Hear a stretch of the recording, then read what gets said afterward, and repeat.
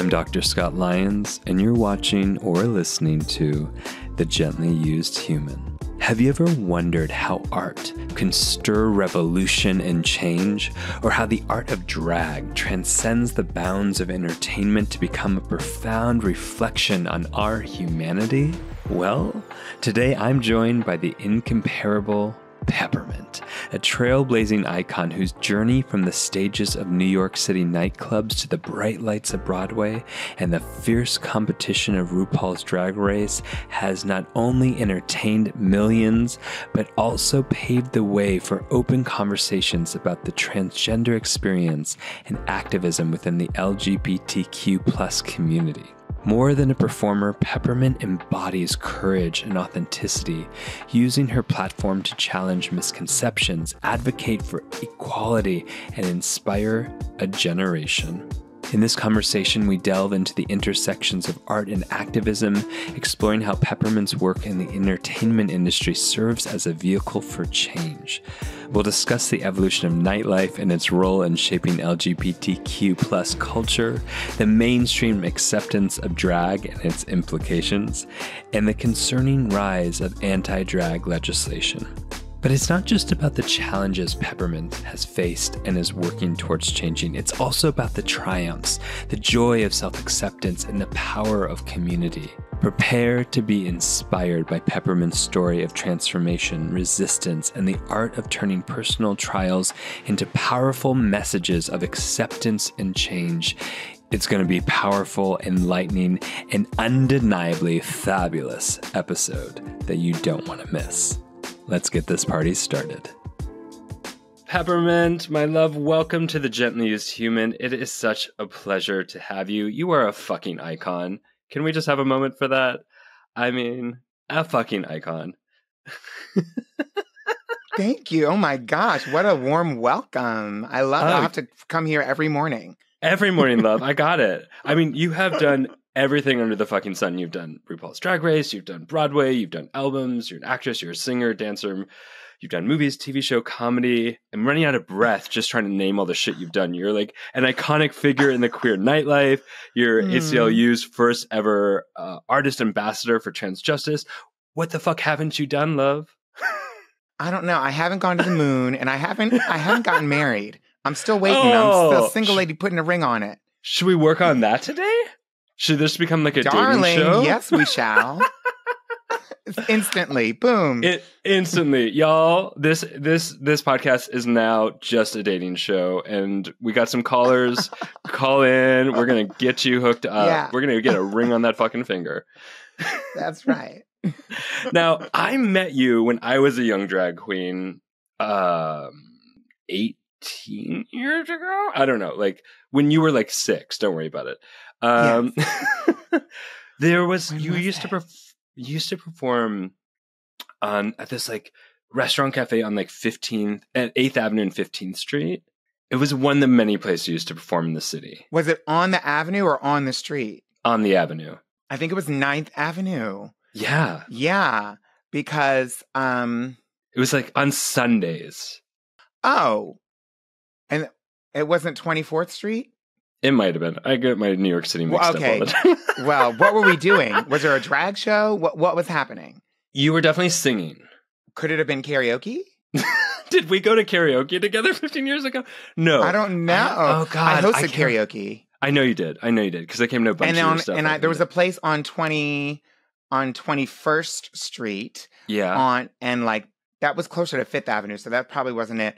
That I had a band, and it was a monthly party, and had a band, and it was like a legit restaurant that was like, you can't fit another thing in here. Yeah. It was definitely a restaurant.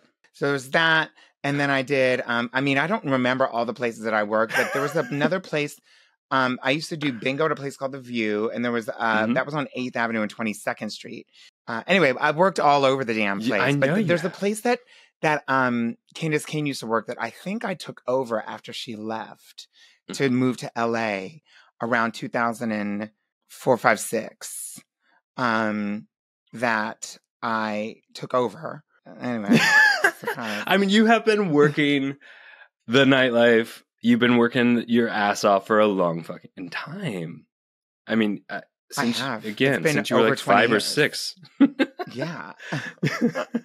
Long time. I mean, long time. I'm sure many people have said this, but it's been so amazing.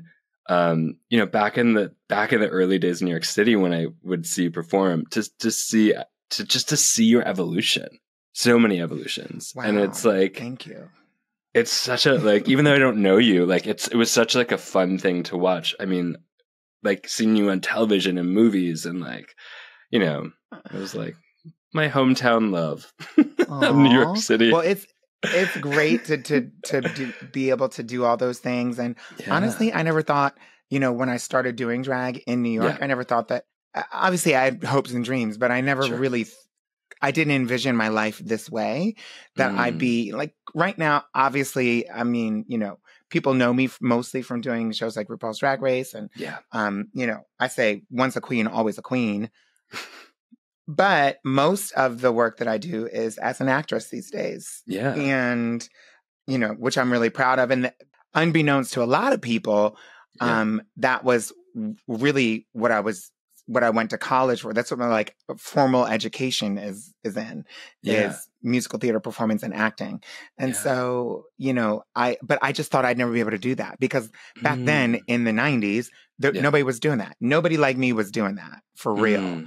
And so I was like, okay, I'll do drag. And drag saved my life. And I definitely evolved as a performer, as a human being through nightlife. Nightlife is so key and essential. And I think provided a lot of the things that people are able to get online these days, frankly, like community and education and understanding about themselves. But back then, you were going to the club, you had to go to the gay bar to get any of them things, and a drink and sex. People do sex online now. Yes, and so, and so it's interesting to me to watch the nightlife scene change, because it's different now than it was, and it always will be cycling. It's also different to see the community change and evolve in the ways that they have. And so I'm grateful that I'm still around, still kicking. Me too. Did you ever imagine all of this, like, especially the drag part, would ever be so like trendy? No. Like, actually, yes and no. Because when I first of all, you can't sneak in that you were doing drag. What was your drag name, darling? I never changed my drag name from my name. I figured, like, if I was ever to get famous in any of the things I did, so I did Miss Scott Lyons. And oh my gosh. Okay. That is fabulous. And that's really smart. Yeah. And I refused to ever shave my beard. I took, everything else was hairless, but like, I had such a blast. I paid my way through grad school as a drag queen. Yeah. Drag will do a lot of things. And obviously now these days, drag is super mainstream, but I grew up outside of New York. And like most people. And so I did see the impact of, like, I saw a possibility of like drag as somewhat mainstream in RuPaul. And it wasn't just RuPaul. There was it was definitely RuPaul. RuPaul had her VH1 TV show, and she was interviewing a lot of like mainstream celebrities and people at the time where you would not usually see drag. A, you wouldn't see drag on TV. B, you wouldn't see a drag entertainer interacting with other celebrities and them from a position of power, because it was her show. So like they were there doing whatever she said. So there was that. But then on top of that, there was a late 90s sort of drag explosion that came out right after the bisexual explosion, which came out right after the Calvin Klein explosion. And then also so many explosions. Everybody had bleached hair and piercings, lots of explosions. And so drag was like part of that in the 90s, mid 90s. Was seen everywhere on billboards. People, I guess because of the success of RuPaul, people were like hiring drag entertainers to do their like ad campaigns. And of course it was very tokenizing, and it was very like, very like surface level, just throw a drag queen and, ooh, we're daring. And that was, what they were trying to do, I remember all that subversive like advertisement where they were like, let's say the most controversial thing we can say and like put a queen on there and just garner, like, get that attention. Yeah, for like cereal or something stupid. And, you know, like, I want to see you wear a cereal box. Yeah. What would the cereal be called? Well, if it was in England, it would be called Puffs, for sure. And if it were here in the States, it'd be... Probably Puffs, too.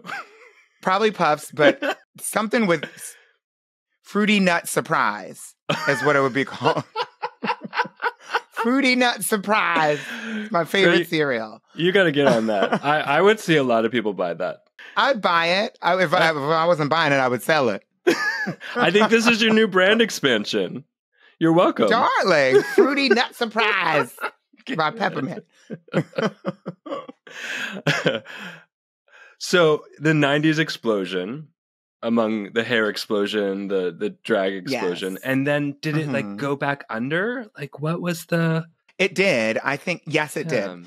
So in the 90s, definitely the mid and early 90s, there was just like obviously with ushering in with, I mean, not to hex, I'm no historian, but from my perspective, it was like the coming out of the Reagan era politics with Bush leaving office, then Clinton coming in, obviously his dalliance with Monica Lewinsky in the early 90s, at the same time as conversations, more spirited conversations about the right to choose and, reproductive justice.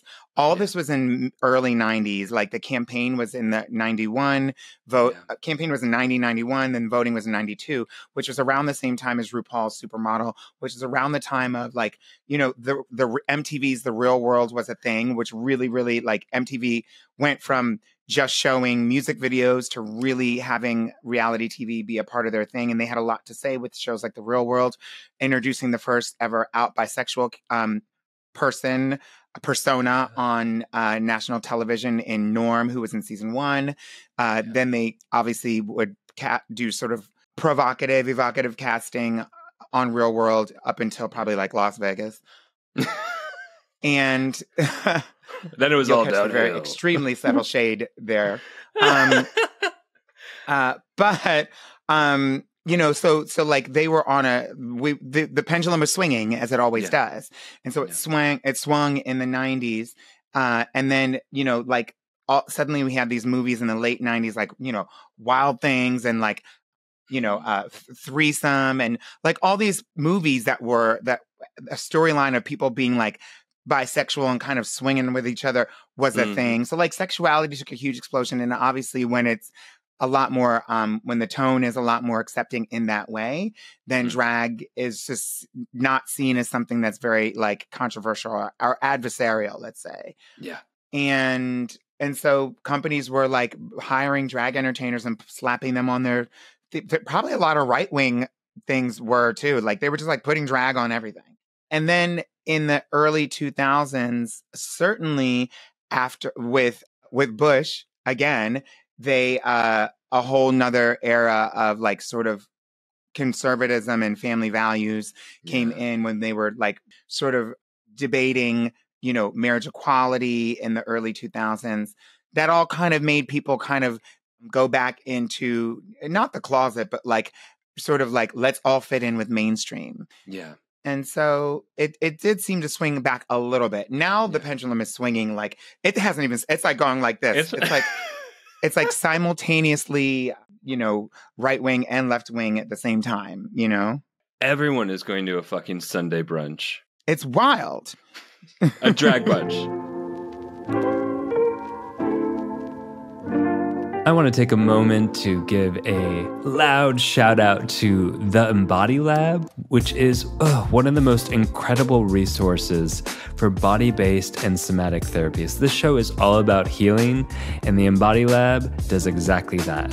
Whether you're on your own journey of transformation and discovery, or enhancing your skill sets in your career as like a coach or a therapist, a body worker, or really any career where you are supporting other gently used humans, the Embodies Lab is your place for deep, inspiring, and impactful workshops, certificates, masterclasses, and an incredible community of like-minded folks. I love the Embodies Lab, and so do so many other people that call it a platform to come home to, over and over again. The Embody Lab is giving my listeners an exclusive offer, a one-time 10% off code to enhance your embodied well-being.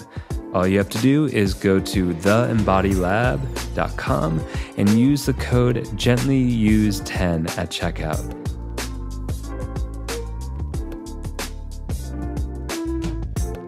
I know you do a lot of justice work, and so I'm curious how you have been interfacing with that. I was shocked and clutching my pearls to see that there was even any type of it's not serious legislation, but any type of legislation that people were serious about putting forward. And I realized, although that a lot of this legislation that was targeting, if people didn't know, drag shows, basically drag in public, drag entertainment, and drag Queen Story Hour, which really became a lightning rod. Of course, it seems like the thing now. My common sense would say, oh, if I were a politician, I would campaign and talk about certain issues. And then when I had support, I would introduce those issues as bills or laws or policies.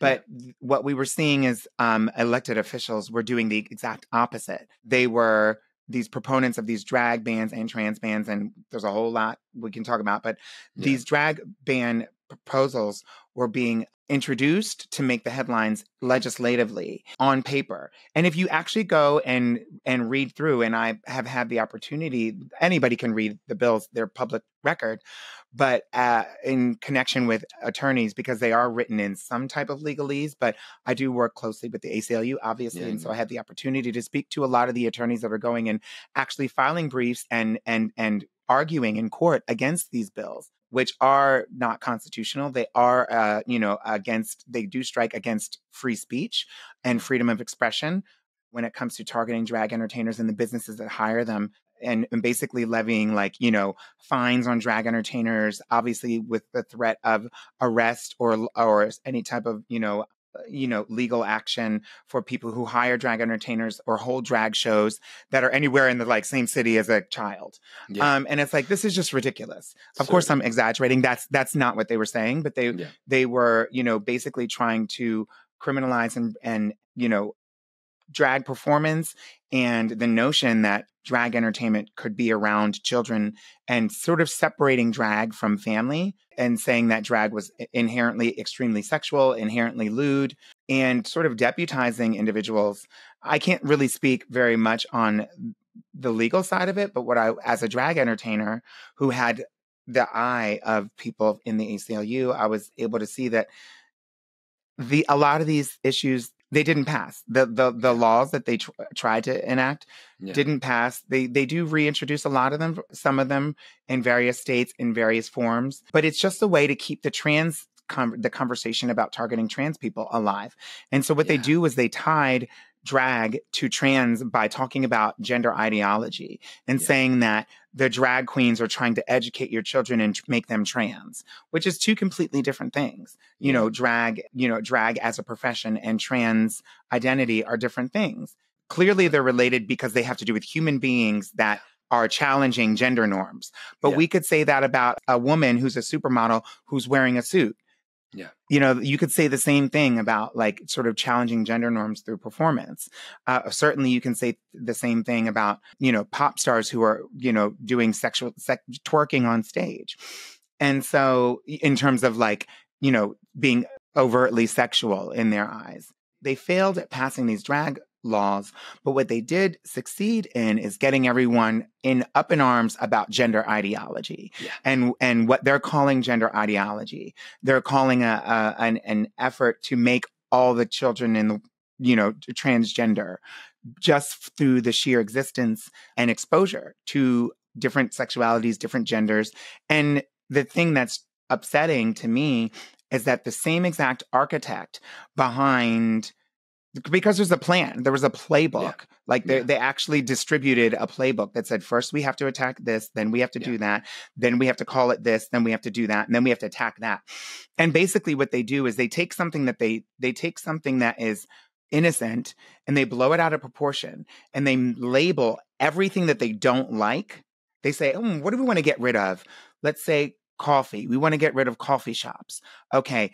oh, I heard that there's this type, somebody died because one cup of coffee was scalding hot, or somebody put too much whatever. So we're going to say that and we're going to call that piping hot poison coffee. Then we're going to say that every coffee shop is selling piping hot poison coffee, and we'll get every coffee shop shut down. Yeah. And so that's their tactic. They did the same thing with drag versus trans. They did the same thing with Black history. And like people like Martin Luther King, Rosa Parks, these are people, they only scratching the surface of Black history and important figures throughout Black history. But these are people that everybody knows about and has learned about in school. But suddenly from 2024 and on, they're not learning about Martin Luther King and Rosa Parks in many school systems, because that has been termed as critical race theory. Anything having to do with Black people and educating people about the history of Black folks is now deemed critical race theory. And then they get rid of all of it. Just like that example with the coffee shop, which is wild and out of proportion, but it just shows how ridiculous it is. And it's true. I mean, that's the approach to propaganda. Like, you have to create and like, I can't remember all the books I've read, but like, there's such great books on how Reagan did that. Like, Reagan, to get elected, shifted, like, he didn't have certain belief systems. He had an agenda to get elected and adapted certain belief systems, and then used the propaganda to light the fucking fire. And, and we've seen it through the history of time. And it's certainly not new.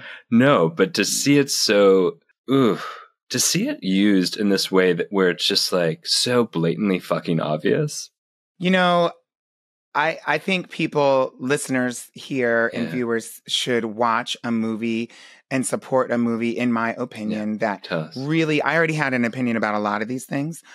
But my sort of paradigm shifted a bit when I saw the movie Origin, which is by Ava DuVernay. And it was basically self-produced and it was not a part of the mainstream, which is why nobody is going to hear about it in the Oscars or any of that, because it wasn't a part of that. But it deals with the caste system in India, but then, basically asks the question, why is racial prejudice, misogyny, why are all these types of discrimination able to flourish in the way that they are throughout humanity? And if you look, they existed throughout time, through politics, through every other form of every other hierarchy. And so the movie is about, there's a book that came out in 2020 that made the bestsellers list that I just started reading called Caste, The Origin of Our Discontent. And the movie is about the writer who went along the journey to writing the book. And of course, she did a lot of research in real life. Anyway, they talked a lot in the movie about how Germany, in an effort to demonize Jewish people, looked at the system of Jim Crow and slavery and chattel slavery and system of racial discrimination that was being used in the United States, and modeled, everything leading up to the Holocaust in terms of the policies that would put in place after how Americans did it, to Black folks, obviously to Indigenous Americans or Indigenous, people on the continent of America first. And they were able to use our systems of discrimination to implement in that same way. And she also looks at the caste system in India, which is the system of hierarchy. It just shows how easily people in power can use certain, like the same framework but put a different name on it and attack and demonize and dehumanize individuals. And when all that's happening, it's really easy for this anti-whatever legislation to come through. Yeah. I also wonder if it represents that there's been a renaissance of like gender and sexuality and expression, and like back in the early 2000s, I was teaching in med schools trans healthcare and would get booed. And in class. In classes. Yeah, I would get booed in conferences. Wait, what year was that? That was early 2000s, you say? 2008, 2007. Okay. Yeah. I mean, I guess that's not quite I'm not early, surprised. But no. And now, I remember when the Teen Vogue article came out. Do you remember that? Like, it was like historically representative as a milestone in like in regard to trans healthcare? No, it was about like the expansion of it was acknowledging the expansion of gender and sexuality as a spectrum in a way that was like one of the most foremost mainstream presentations of like what's changing. And I'm looking it up right now. Look it up. And it was like this like rainbow of spectrum on the cover, and it was really like, hey, it's not just this or that. It's like we have non-binary and there's trans and it was just more this expansive representation. And following that, you see like the trends on TikTok and social media and other social media of like expanded representation. R.I.P. TikTok. R.I.P. TikTok, indeed. Just as I started an account. No, I don't care. But like, and it's interesting to me that I because I've thought about this a lot lately of like, if we didn't have a Renaissance, would we still have this level of current minimization and trying to ban? And so it's like, I'm not that I want to see the positive in things, but I'm like, okay, I imagine it often will come in a major Renaissance is like the pushback. I think it is a sign that things constantly change. Yeah. I did used to think of progress as very linear. Like, oh, that was in the past. This is the future. People are becoming more open-minded. It's inevitable. It's like a moving train. It's going to stop. It is inevitable that people's minds and hearts are going to change, but they can change back really quickly, as we've seen throughout history. And even just in the past 10 years, we've seen these opinions shift. I got to tell you, not to be too serious, but like the time I grew up instantly as an adult, as a young teenager to an adult, when I first was experiencing and witnessing at the same time as everybody else the images of Columbine. Yeah. And then the next time I grew up as an adult, and the same sort of jump was when I saw, while I was watching the Charlottesville marchers, chanting and with their tiki torches, because so many of them were my age or probably younger, definitely younger, fine, whatever, drag me, than me.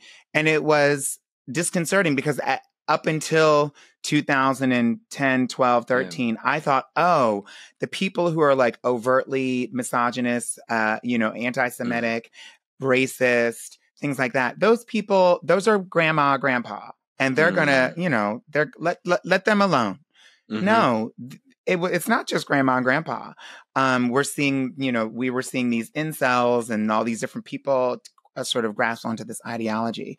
So that's alarming to me. But I do think that I have to believe that is a minority. That overwhelmingly acceptance is what people are lean towards currently. Yeah. But it also tells me that seeing how quickly people's minds can be poisoned and how quickly, how ferociously they'll fight without even reading or without actually engaging or becoming educated, especially since we have like AI has entered the chat. AI is the chat.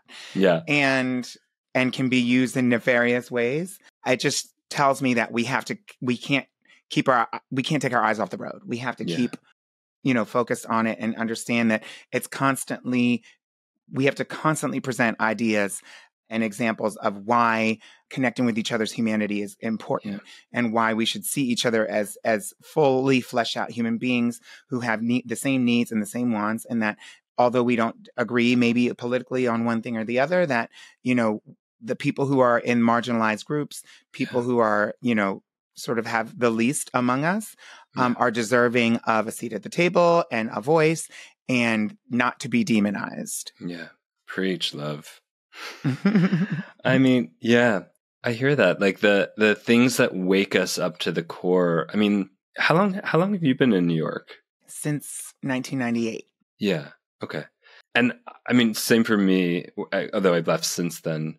But like, it's the New York City bubble of like the queer scene and like the openness. And I think these things that are like a rude awakening, that they're outside the bubble, dehumanization still ravagely exists. Scary. It's really scary. I just want to go back to New York City. You know, and it's, yeah, I mean, it's, gosh, I don't even know. I mean, like, it's important to see, because it means like, oh shit, we got to keep being vigilant and doing work, like you're saying, and doing the justice work in the present, and somehow doing whatever work we can to rehumanize. It is rehumanization, and is the word of the day for sure. Yeah. You know, I still haven't had a chance to watch all these months later, that film Zone of Interest, which I think won Best Picture or Best Director or something at the Oscars this last spring, winter, whatever, a couple months ago. And sometime. Time is not linear. Yeah, sometime. But, you know, from what I understand, because I haven't seen it, that it's about like a family, a woman who is related to a high general, chancellor, somebody in the Nazi regime, whose house is next door to Auschwitz concentration camp, where people are being brutally murdered and killed and exterminated. Yeah. And how you have to have like a disassociation. And she's outside tending to her garden while people are being literally next door to her house, being tortured and murdered across the fence. Yeah. And it really that resonates with me in so many things. I remember hearing my queer friends who were going home to their families, many of whom were like, you know, probably right-wing or Republican families, around marriage equality, and saying, how are you voting for this president or this person who's running? Because you're voting against my interests, and I'm in your house. This is me. And I remember hearing so many friends talk about that. I feel fortunate that I didn't have that experience personally in my house, but I remember the pain and like that sort of first awkward Thanksgiving after Trump won, that people had to go home, like literally 2 weeks later. Yeah. And, you know, hold their family to task. Yeah. And how people can sort of separate and disassociate and sort of compartmentalize. Obviously, with what's happening in Israel and Gaza and Palestine and two Palestinians, we're seeing a sort of disassociation with some people. And so, you know, rehumanization is the word of the day for sure. And I think that is not to, God, you're going to hate this because I'm just going on and on. Go on, love. Isabel Wilkerson, the author of Caste, The Origin of Our Discontents, talks about is the 4 pillars of the caste system. And one of them is not allowing one group to see the humanity of the other group, which will easily allow you to dehumanize that group, and other groups, the main group or the group that's becoming the dominant group, won't see the other group as human. And it'll make it so much easier. This is how folks here in America just 60 years ago were able to go, maybe around that time, more than 60 years ago, 240 years ago through 60 years ago, were able to get their family and friends and children around for a lynching and have a picnic. Yeah. You know what I mean? Like, what is that? Yeah. Yeah. I mean, it's so interesting. And I appreciate you bringing this up, because it's such a fascinating human phenomenon that we can devise and create systems of separation from our own sense of humanity, and think that it somehow we can still be human ourselves. It might be Brene Brown said, I can't remember who quoted it, that when you dehumanize me, you're dehumanizing yourself. Absolutely. Yeah. And wow, that really hits home for me. Yeah. You know what also hits home? Can I slightly change the subject? Yes, please. Let's change it, darling. Anything you want to talk about? I want to talk about Janet Jackson and you. Can we just have a moment for together again? Can you just give it to us? I mean, yeah. You gave it to us. I did. The video, it was a labor of love. I had an awesome cast of dancers and crew, you know, to help me put it together. We raised some of the money on GoFundMe, and I'm really grateful to those of you who donated to the campaign. And I wanted to, you know, when Janet originally came out with the single and the song on her Velvet Rope album, the single was an homage to, of course it speaks about I'll see you in heaven, essentially. Yeah. And it was inspired apparently by friends that she had lost to AIDS and HIV. And so the song really was intended to shine a light on the AIDS and HIV community, HIV research, and things like that. That was back in the 90s, obviously. We're at slightly different chapter with regards to AIDS and HIV education and prevention, but it's still here. So I wanted to, sort of re-shine a light on the AIDS and HIV community, and then also AIDS and HIV stigma, and, just kind of keep the conversation going because it's still here. There's still people who are not testing. There's still, obviously, people are still having sex. That used to be a song in the 90s. And they're not, I think that folks, again, aren't as vigilant as they could be, or at least not as educated as they could be, and utilizing the tools that are available. Anyway, so we put this video out and it seems to be doing really well. I'm really excited. I was really excited about it. It's the one Janet Jackson routine. It's the one Janet Jackson song and legendary choreography by Tina Landon that I didn't already know. So I had to learn it. And there's a big difference between trying to learn when I say learn in a dance, when you say learn a dance to people, they think of like a TikTok dance that's like 10 seconds long and on repeat. Yeah. No, honey. A Janet Jackson dance routine does not a TikTok make. It is the full 4 minutes. You are doing different dance moves every single beat for that whole time. There's a big difference between learning a Janet Jackson routine when you are 10, 11, 12, which I was when I learned Rhythm Nation and learning it when you are not 10, 11, or 12. When you were in your 40s, darling. Anyway, but I did it, and it was great. I'm proud of you. I am proud of you, because it is not, that is not easy. Especially, I love that you said that. I think, most people know 10 seconds of choreography, but, for 4 minutes, multiply that. Yeah. This show is also brought to you by the absolutely stunning and powerful tools of transformation that are created by Omala. Even the name Omala transports you to a place of flow and vitality. These are some of my favorite products ever. They have an amazing color-changing yoga mat that responds to your temperature and presence and reflects back your posture in real time. There's this incredible smelling skin balm candle that heats up to activate all the essential oils and vitamins that your skin has been craving. I mean, look, if I could live in a giant bath of this candle, I would 100% do it.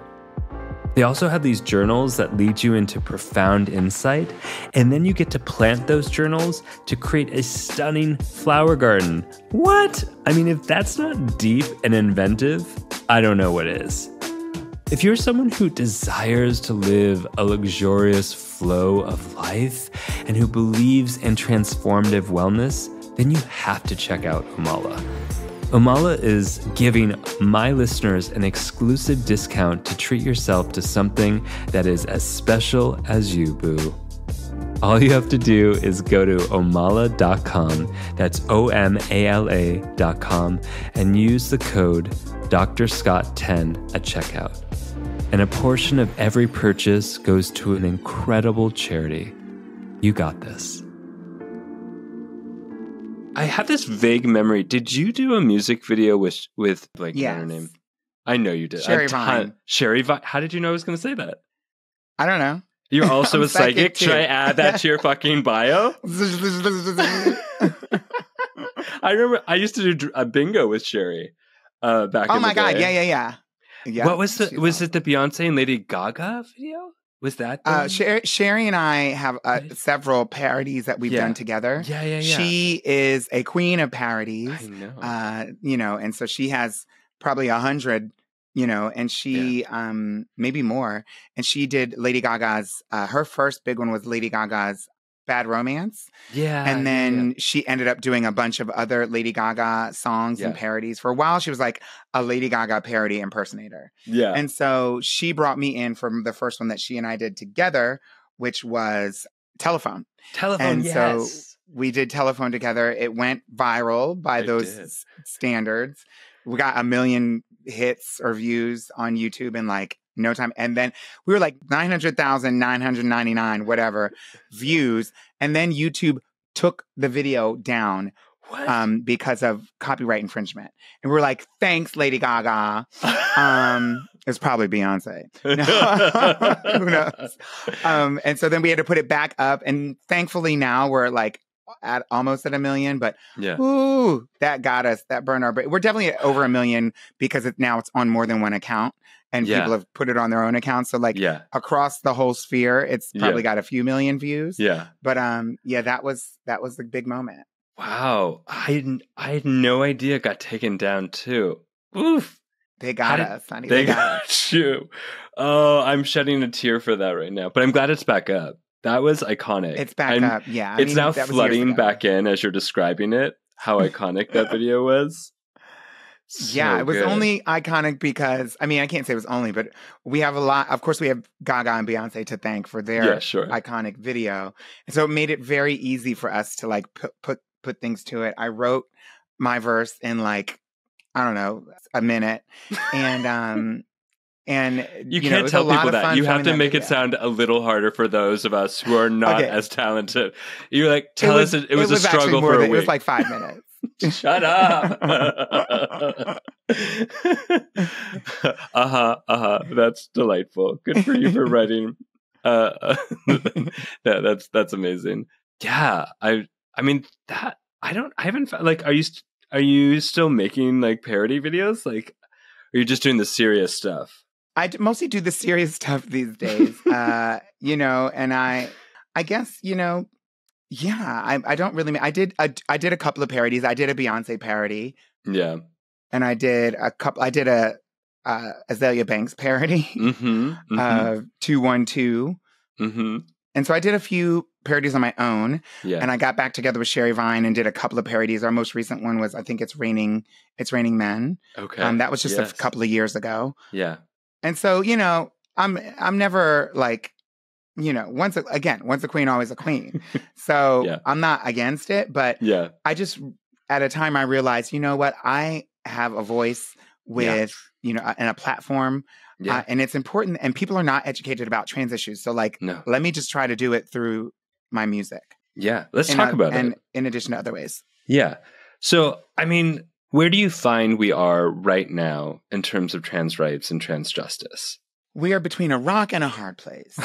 Sing it. Tell us about it. Oh, yeah.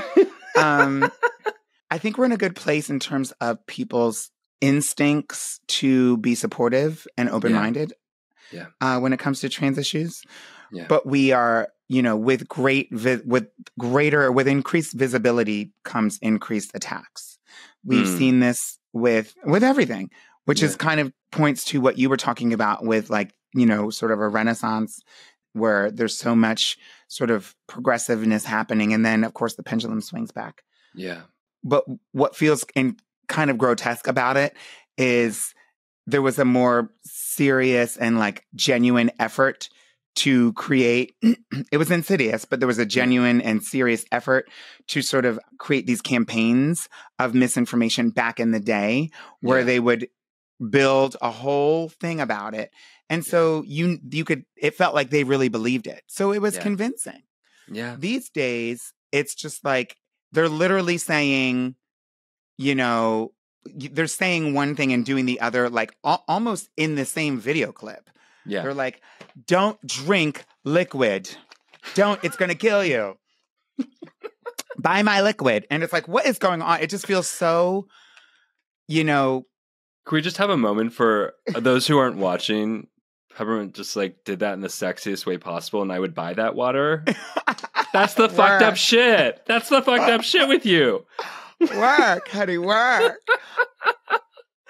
Yeah. So there's a lot of obviously hypocrisy. Like that's like sort of, an understatement to say it.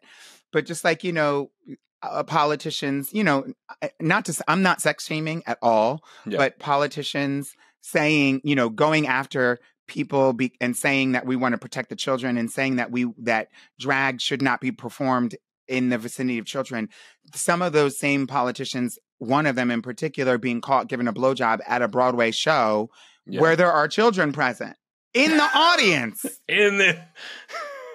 What is going, or a hand, whatever they were doing.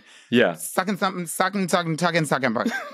What is going on? That was the name of the Broadway show too, right? Yeah. Sucking. That was it. And I'll go. Wait, you started in it. Yeah, I starred in it, darling. I'm not mad at anybody getting their rocks off, but like, honey, don't be attacking and demonizing us. And so it just feels like I don't know if it's because we have a sort of we have so much communication and it's overwhelming. And so people can't really read every newspaper that still exists. They can't read every article because now we have the the legacy news organizations putting out news. Then we also have the cable/internet organizations, news organizations like Fox News will tell you they are not a news organization. And then you'll have like now a whole cottage farm, like mansion, whatever industry of people who are basically talking heads and giving their own opinion, their own editorial on everything from breaking news to the trans community to what you should have for breakfast. And that's what people are watching on social media and on their Facebook and on their YouTube. So it really is probably really difficult to sort and sift through all the misinformation. And we have to change our vocabulary so often because even the words get tired and played out. We have to change critical race theory. Actually, the terminology, the term might make you think that there needs to be critical thought around subjects related to race. Now we can't even do that. Now we have to use our words differently. It just forces us to be a lot more specific with our language, constantly having to change. We can't say family values, and that's what's happening in the audience of that Broadway show. And we also can't say, like, there's just so much that we can't say anymore because it's been sort of co-opted. The terminology gets co-opted, which makes it really difficult. If somebody's like, I'm woke, and then somebody's like, you're woke. Oh, like, the word woke has gone around in this weird circle, So anyway, the point is rehumanize. Yeah. So how can people get it right or get their, expand their horizons? How can we rehumanize, especially around trans rights, trans justice, or humanity? Yeah. All those things, because those things are connected, right? Yeah. Trans rights are definitely human rights. But we do see, with regards to the talking points, the legislation, with the legislation that's said by the elected officials that turn into talking points that are then taken by, well, actually, it's sort of circular. We see the legislation that's introduced that gets people to talk about transgender people in a certain way, including the elected officials and politicians that are using this rhetoric to sell these bills. And then people are using the introduction of the bills as an excuse to act a certain way and change their conduct in public, which changes how they treat each other, which change this sort of social, discourse. And then it gets picked up by all the talking heads and people interviewing in the, whoever's of the world that are putting it on their little cable internet show or whatever they're having and talking about, and sort of further demonizing the trans community. None of those people are really ever talking to trans people. None of those people are interviewing trans people or bringing us on. None of those people are actually including the words of the trans community for the most part. A lot of these things are being sold hook, line, and sinker without the participation of whatever group they're trying to legislate against. We're seeing it, completely go through, reversal of Roe v. Wade without the participation of, people who can get pregnant women and people in the community who are really, whose lives are changed by such laws. Yeah. We're seeing the same thing with regards to what they demonize with critical race theory and the Black community. In general, that has mostly to do with education, but now they're saying CRT is DE&I and that they want to get rid of diversity, equity, and inclusion across the board. Let's just get rid of it all. No diversity. What? Yeah. And so we're seeing that happen there. And then, of course, obviously with the trans community being introduced by drag bans, as an excuse to talk about like the trans community because they failed with the bathroom. Yeah. They failed with bathroom access. They failed miserably with that. So much that even when during 2016, when Trump was, campaigning, they were asking, it was so perverse because they were asking, perverse in terms of like the two things didn't go together, that the certain one of the parties was a proponent of, locking trans people out of the bathroom and revoking access to public bathrooms for trans women. But then they had someone like Caitlyn Jenner, who was obviously supportive of the party, not necessarily that those talking points at the time, being interviewed, I think, by or talking to Donald Trump. And some reporter asked Donald Trump, if Caitlyn Jenner went into your building, would she be able to use the women's room? And he was like, yeah. And then that in addition to the fact that there was no evidence, trans people were not attacking anyone. Yeah. There was, it just wasn't happening. They failed miserably. And it was painful. I think that was the last straw. Like, this is not going to work. So they went back to the drawing board and they demonized drag entertainment, who is, no one's legislatively trying to protect drag because it seems like it doesn't need to be protected because it's not harming anything. Yeah. And so nobody was like, nobody was like, we need to get security at the drag brunch. Nobody was thinking that. Yeah. And so until, neo-Nazis and nationalists started showing up with rifles to the drag brunch and story hour. So my point is, people need to have experiences with us, just like I was mentioning in the sort of one of the pillars of the caste system in the book Caste, that disallowing people to have personal experiences with the groups that are being discriminated against is what makes it successful to discriminate against those groups. Yeah. So then how the hell can people hang out with you more? Because they need to buy my cereal Fruity Nut Surprise. Okay. I will sign every box. So I spent a lot of time thinking about how I can work all these things we talked about into the entertainment that I try to provide. The work that I do, I hope I work in entertainment. I think it's entertaining. I can't be the judge of that. But whatever I do, whether it's music or something, acting or a drag performance or whatever it is, I try to expose people to some of these ideas a little bit, just in case they haven't had the chance to experience any of that. And I call it sort of, art as activism. And the place where people would find me performing my artist activism 10 years ago would have been a drag bar in New York City. You would have had to have come to New York City. But now there's the opportunity for people to either buy and purchase, if you like, please, because I self-produced my music, which is available everywhere. You can either stream it or you can go to my website and buy a copy. But also you can stream some of the projects that I've done that are like, film and TV related. Had a really wonderful conversation on camera as an actor with another character in the series Harlem in season 2. Season 3 is being filmed right now, where we had a conversation about basically reproductive justice, whether or not having control over our own bodies. Do we want to get pregnant? Do we want to have kids? Is that something we want? And realizing that it's within our power and control. Of course, this was before Roe v. Wade was even reversed. But this conversation was being held between a Black trans woman and a Black lesbian.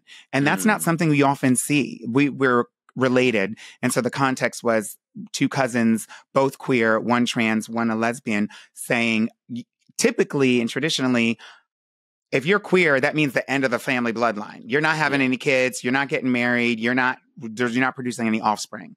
But now we know, because of modern medicine and all the different things, that trans people can be parents. Obviously, queer people can be parents. And that's our right to do those things. And we have control over them. And it's up to us it's our prerogative whether we want to do them or not, and start and stop the process at any point. And so having that conversation as Black queer folks was honestly like life-changing for me. Anyway, that's the TV show Harlem. But then people can go and watch on Netflix season 1 of Survival of the Thickest. And then we're getting ready to start filming, like literally next week, season 2 of Survival of the Thickest, which obviously got picked up for a second season by Michelle. Congrats. I'm so excited. Thank you very much. Huge. I'll be making a return. Yeah, you will.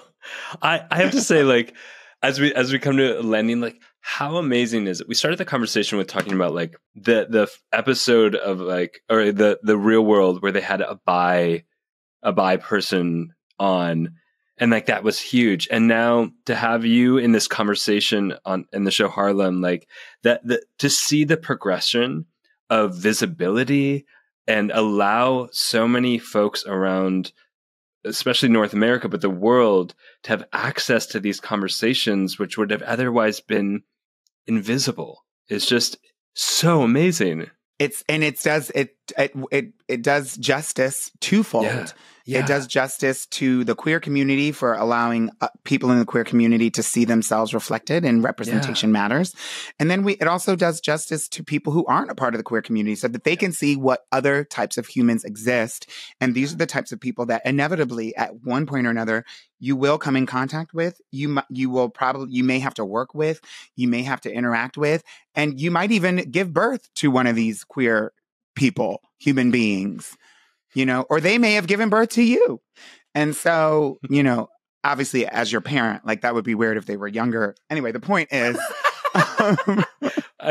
time. It's not linear.